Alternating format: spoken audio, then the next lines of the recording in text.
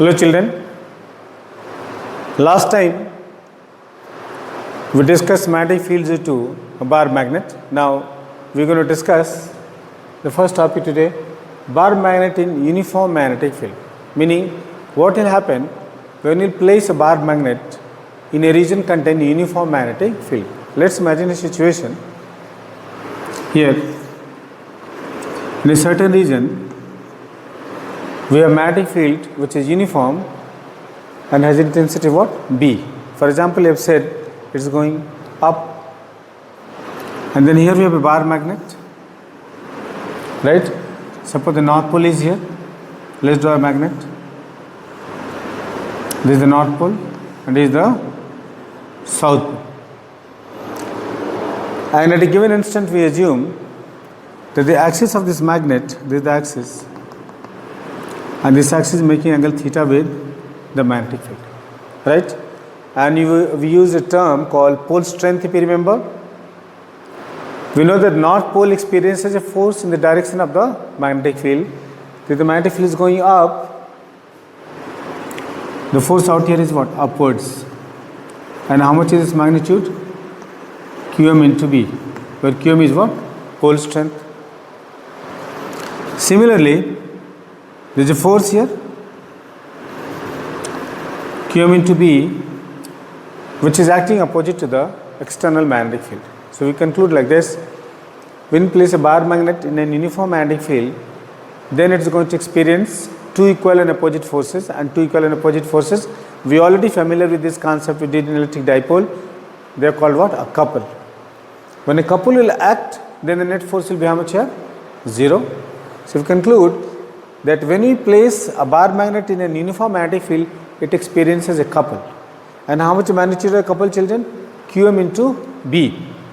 We will assume that length of the magnet is 2L. This length is how much here?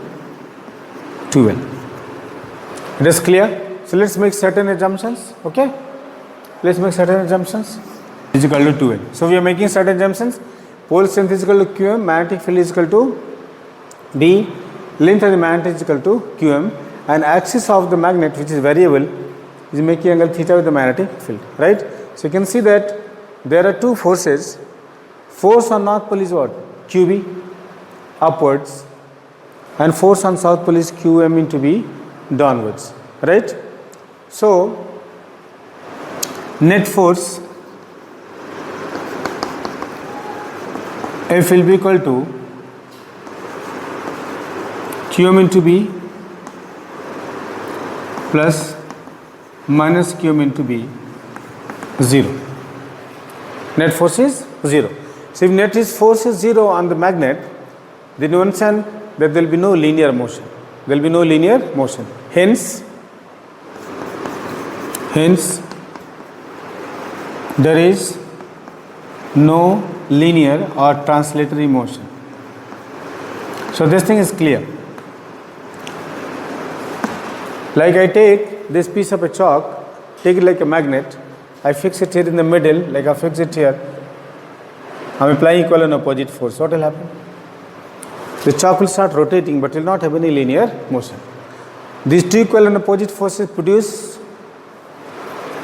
a couple. Two equal and opposite forces are called a couple. And how much magnitude of a couple? QB into M. So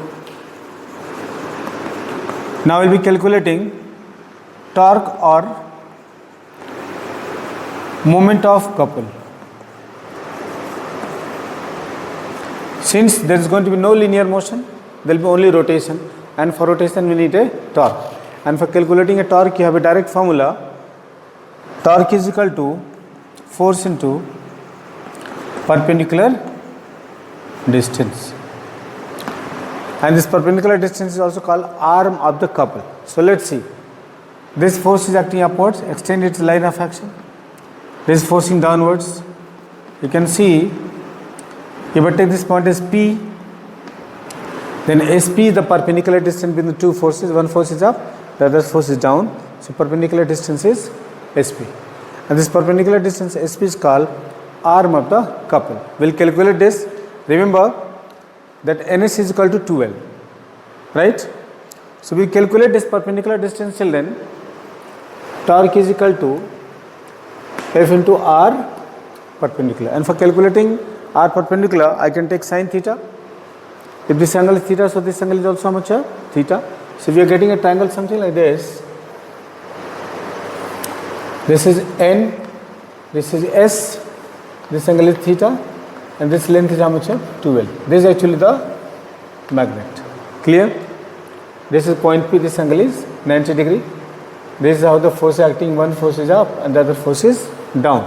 So if I take sin theta is SP by 2L, then how much is SP? SP will be equal to 12 sin theta, and SP is what? Arm of the couple. Therefore, torque tau is equal to Qm into B into 12 sin theta. Clear? Now I can rearrange this term, and torque is equal to, I can write Qm into 12 into B sin theta, and Qm into 12 is what? Magnetic dipole moment. The torque becomes M into B sin theta, and AB sin theta is how much? A cross B. So in vector form we can also write torque is equal to M cross B. So it is interesting to see that whenever we will place this bar magnet in a uniform magnetic field, it is going to experience a torque tau whose value is going to be depend upon the value of theta. If theta is 0, means if the magnet is parallel to the field, then the torque will be 0. And if it is at right angle, then sin 90 is 1, the torque is equal to maximum. Clear? So you understood it that whenever you place a bar magnet in a uniform magnetic field, it is going to experience a torque, and therefore it is going to set into rotation, and the torque is not what? Uniform. It is variable. It is theta dependent. As angle theta will change, then torque will also change. Okay?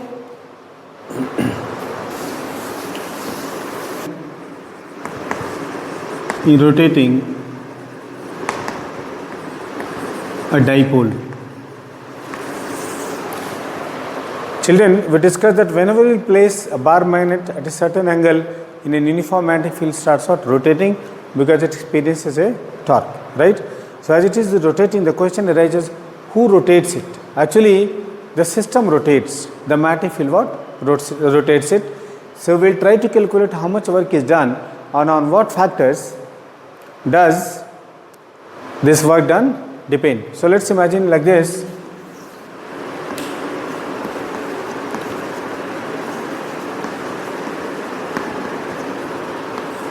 Now here is the situation. The bar magnet starts out rotating. Remember, when I am using this term here, dipole, I am referring to what? A magnetic dipole, which means a bar magnet in this case, right? So we know that whenever a dipole is placed in uniform magnetic field, it experiences a torque, right? And children, we did torque tau is equal to M into B sin theta. Clear now? So as the dipole will rotate, then this angle theta will continuously change, right? So I'll say let the dipole is rotated by what angle? By angle d theta. And in rotation dynamics in class 11 you have done that work done in rotation is equal to how much? Torque into angle of rotation. If you remember this, work done is equal to torque into angle of rotation. So suppose the angle of rotation is small, then work done will also be small. So dW is equal to, we can say, tau d theta, with tau is torque, right? But children, we derived only a short while ago that tau is equal to mb sin theta, but m is what? Magnetic dipole moment. So if you put it here, then dW becomes mb sin theta, and then integrate it. Integrate, then dW becomes mb sin theta d theta, or w becomes minus mb cos theta. Now you may wonder why I have not used the coefficient of the constant of integration c. This constant of integration c, if I put theta is equal to 90 degree, then cos 90 is how much of 0, so c will be equal to how much 0. So value of theta is chosen in such a manner that c becomes 0. So I will better not confuse you by writing c here, it will become more mathematical. So w is equal to how much I am writing minus mb cos theta. See, m is a vector and b is a vector, so I can also write in the vector form minus m dot b. So children, this work done is actually stored as energy of the dipole, and this work is negative. Negative reflects the work done by the system. As I told you already, work done by system is always negative. There are two cases, so therefore we will say, therefore energy of the dipole u equals how much है minus m into b cos theta. And there are two cases that we can discuss. Case 1,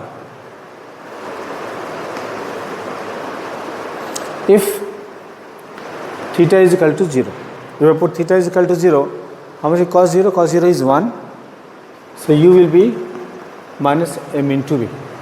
So this will be minimum. This will be what? Minimum. So minimum energy, which is potential energy, will be equal to minus m into b. And then we have case 2.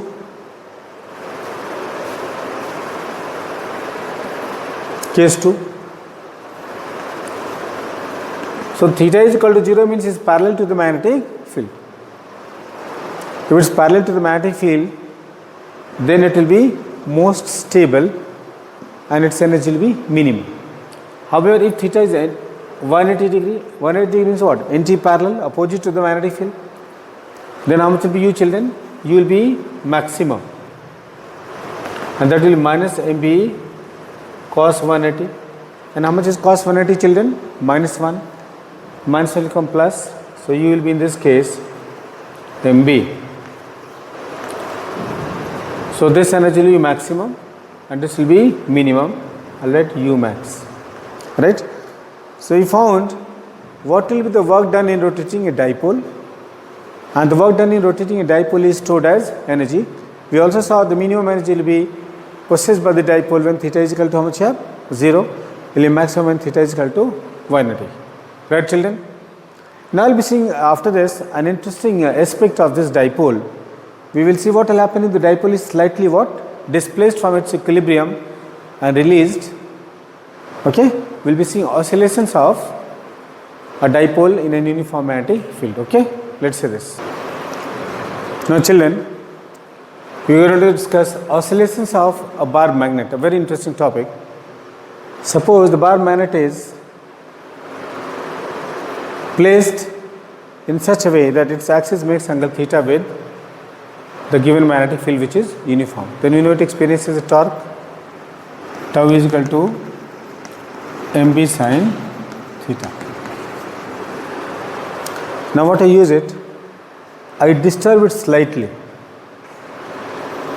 If I disturb it slightly away from this position by a small angle d theta, then because of the torque, it tries to restore itself. Clear?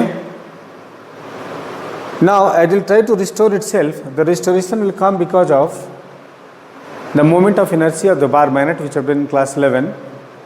If I displace it, right, the deflecting torque comes because of this magnetic field. Then the magnet will try to restore itself because of its moment of inertia. Clear? So I will make certain assumptions. Here we say, for small angle,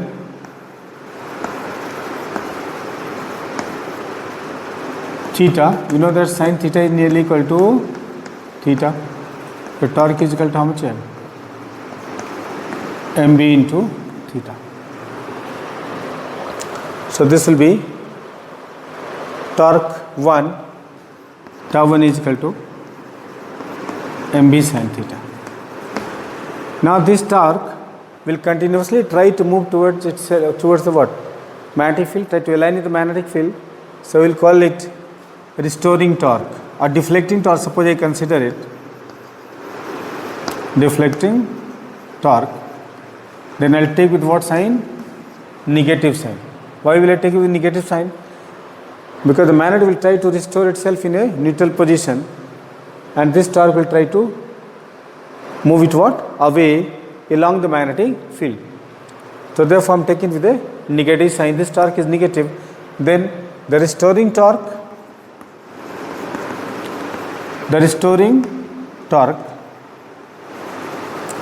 for deflecting a restoring torque, you can understand like this. Suppose I hold this duster in my hand, I push it up.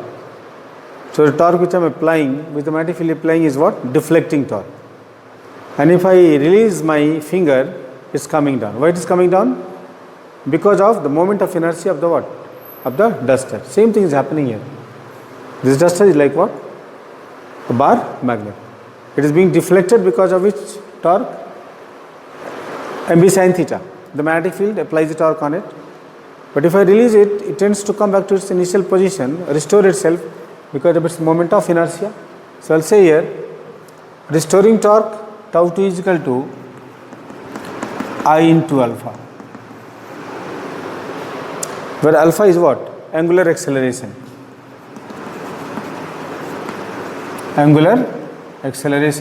And I is what? Moment of inertia. Right? At equilibrium, these two will be what? Equal and opposite. So I alpha will be equal to how much here? Minus mb into theta. Minus mb into theta. Because sin theta is nearly equal to theta. Then from here, alpha is equal to how much here? Minus mb upon I into theta. I want you to understand this expression 3 very carefully. In class 11, you have done the condition for simple harmonic motion. Actually, alpha is also written d square theta by dt square. I am deliberately avoiding the second derivative because there may be many bio students who would not like to understand this. So you can be happy with it, there is no problem. Alpha is what? Angular acceleration, rate of change of angular velocity. Right? D square theta d square, that is not a problem.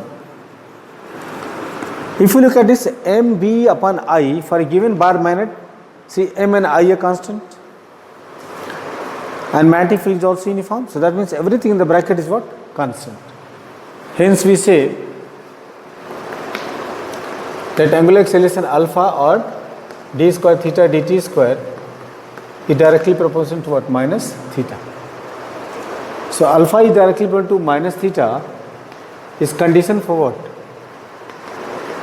Condition for simple harmonic motion, SHM.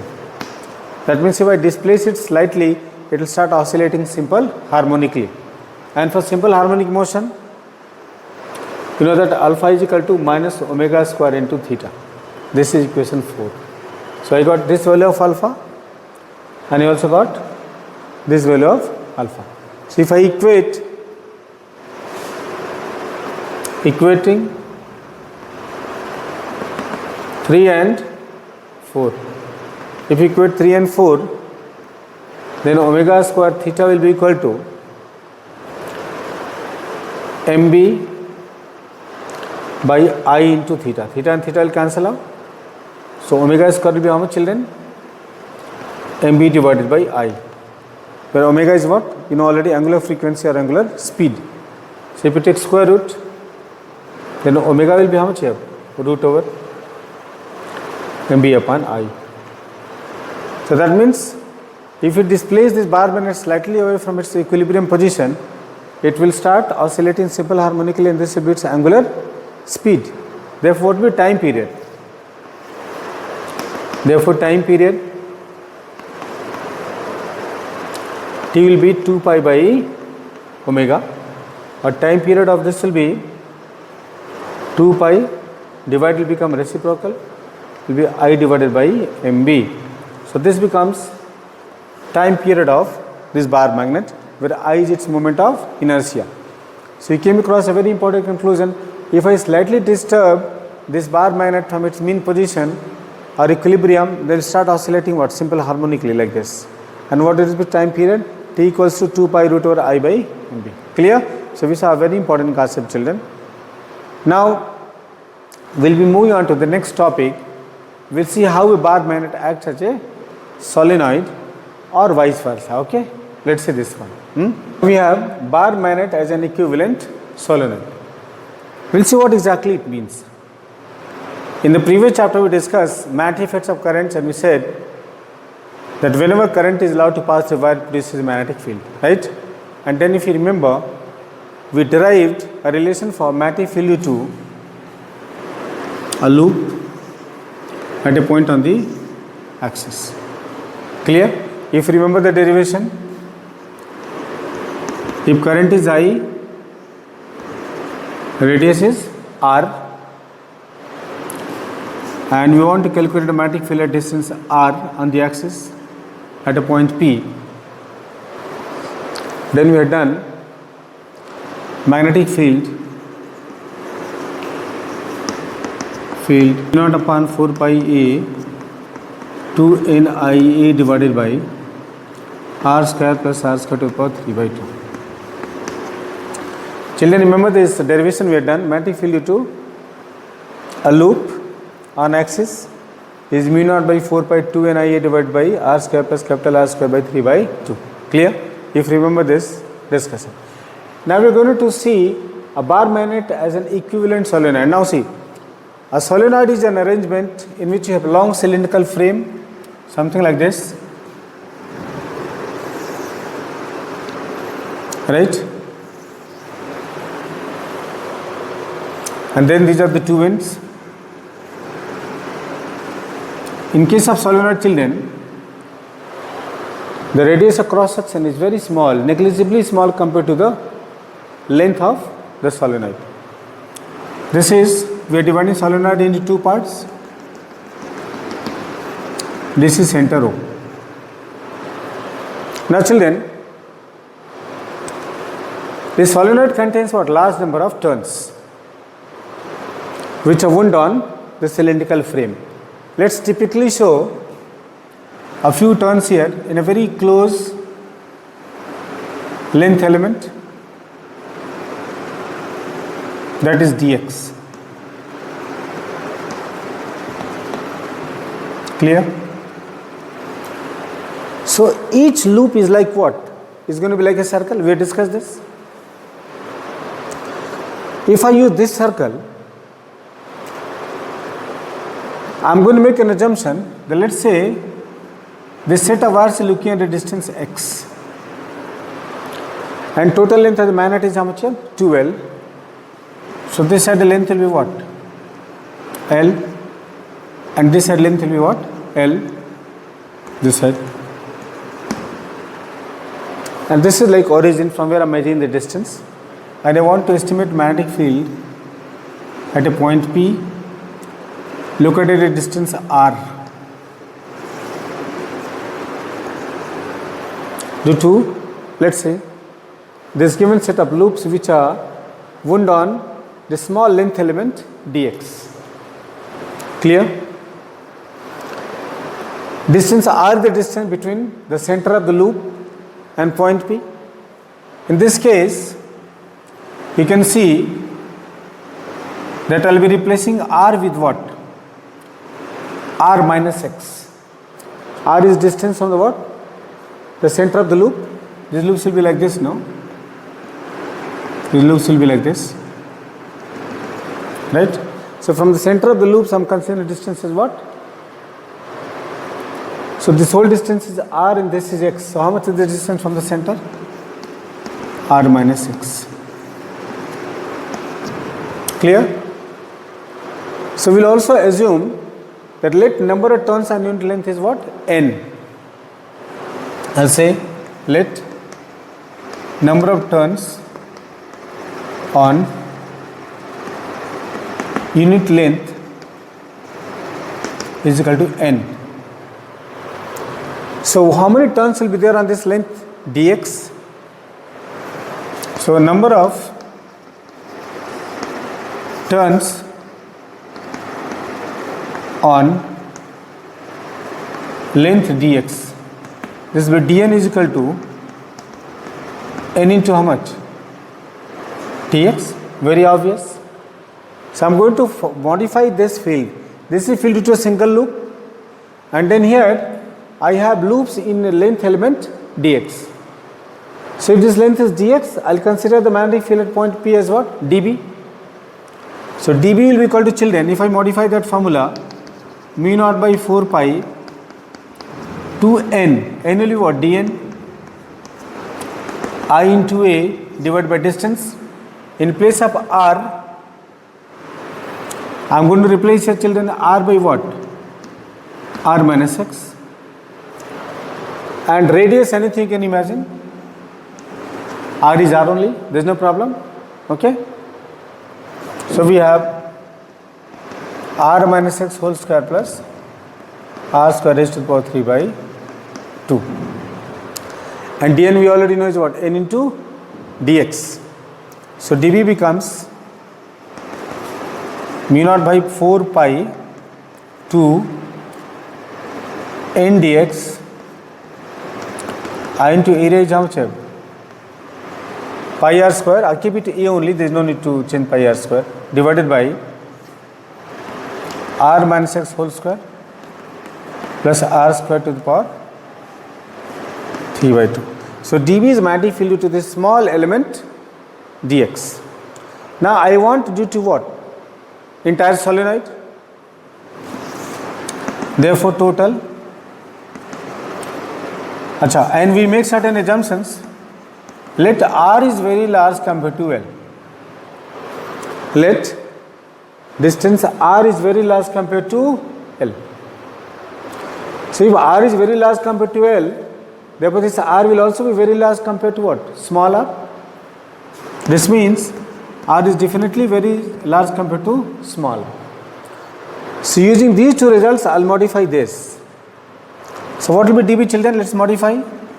Mu naught by 4 pi to n dx I into a divided by, see here, r minus x whole square is same as what?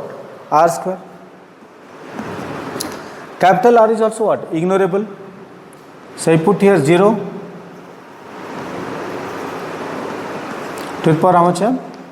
3 by 2. So dB will be how much? dB will be mu naught by 4 pi to n dx IA divided by R cube. 2 and 2 cancel out. Now for the entire solenoid I will be integrating. So integrate both sides. Integrate 0 to B, total magnetic field is B, is equal to mu naught by 4 pi. Separate all the constants, only keep the variable inside. 2 n is constant, I and a constant, r is also constant. So what do you get? 2 n IA by r cube dx minus L2 plus L. Now you have to understand minus L2 plus L. See, this origin, distance on the right is positive and left is what? Negative.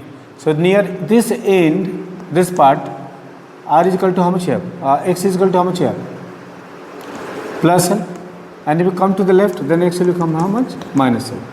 So value of x is changing between what? Minus L to plus L. So this B will be equal to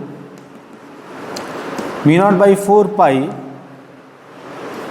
2 n IA divided by r cube into this is what? X minus L2 plus L. Right? So if I simplify, then becomes mu naught by 4 pi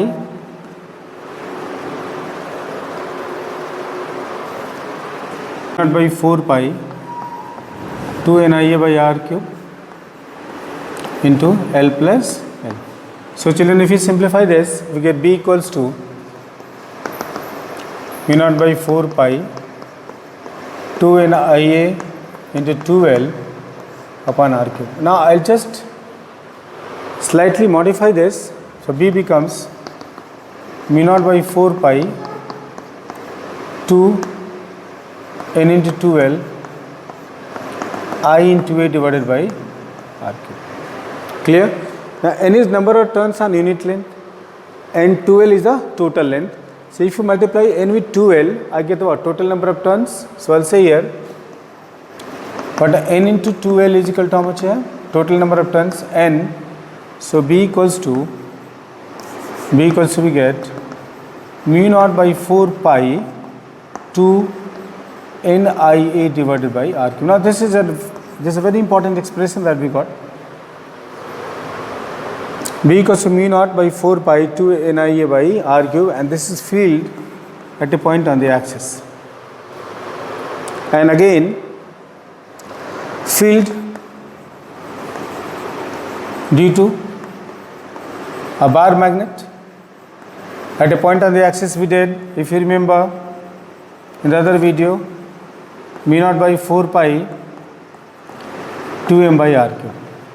So you can see that these two expressions are basically what? Similar, analogous expressions. So therefore we conclude that the solenoid in fact is behaving like a bar magnet, and M dipole moment will be same as what? Nia. Clear? So we say hence coil behaves as a bar magnet. And what its dipole moment? And its dipole moment is M is equal to Nia. So if you have any loop which is carrying current, n turns and area A, then its dipole moment is how much of Ni into A. So in this discussion we proved that a coil or a solenoid carrying current actually behaves like a bar magnet, and this dipole moment is Nia, irrespective of its shape and size, number of turns into current into area of the loop. If you multiply, you get the dipole moment. Clear? Alright, so that's it from this video. Thank you.